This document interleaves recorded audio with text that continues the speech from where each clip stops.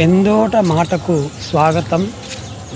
ఈరోజు వీడియో ఏంటంటే, మనము ప్రకృతిలో సహజంగా తిరగగలుగుతున్నామా, ప్రకృతిని మన ఆరోగ్యం గురించి మనం ఎలా వినియోగించుకుంటున్నాము. ఎప్పటికీ నాలుగు గోడల మధ్యలోనే ఉండి మనం ఇదే ప్రపంచంగా అనుకొని మన పనులు మనం చేస్తూ ఉన్నాము, కానీ ఆనందించడం లేదు. ఆ స్ట్రెస్లో ఉండి చాలామంది దవాఖానల చుట్టూ తిరుగుతున్నారు అనేది జగమెరిగిన సత్యం.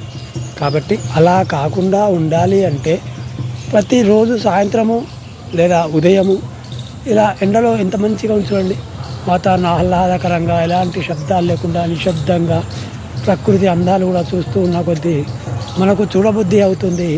పిల్లలు ఆడుతూ ఉంటారు. ఆ పిల్లల ఆటలు చూసినా మనకు ఎంతో ఆనందాన్ని, ఉత్సాహాన్ని, ఉత్తేజాన్ని ఇస్తుంటాయి.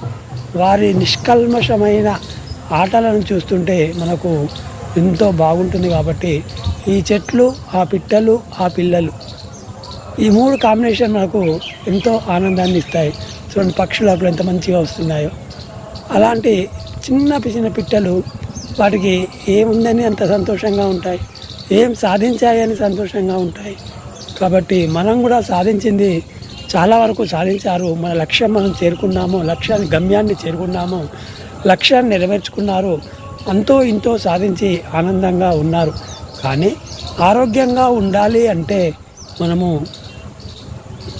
సహజంగా వాకింగ్ చేయడం కానీ, రన్నింగ్ చేయడం కానీ, వ్యాయామం చేయడం కానీ, యోగా చేయడం కానీ, ఏదో ఒకటి ప్రతిరోజు నిత్యం మనము అలవాటు చేసుకున్నట్టయితే అవే మనకు ఆనందాన్ని, ఆహ్లాదాన్ని, ఆరోగ్యాన్ని, ఆయుష్ని కూడా ఇస్తాయి అనేది జగమెరిగిన సత్యం. కాబట్టి మీరంతా కూడా ఈ పెందోట మాట వింటూ మీ అందరూ కూడా ఆరోగ్యంగా ఉండాలని తెలియజేస్తూ నేను నమస్కారము ముగిస్తున్నాను.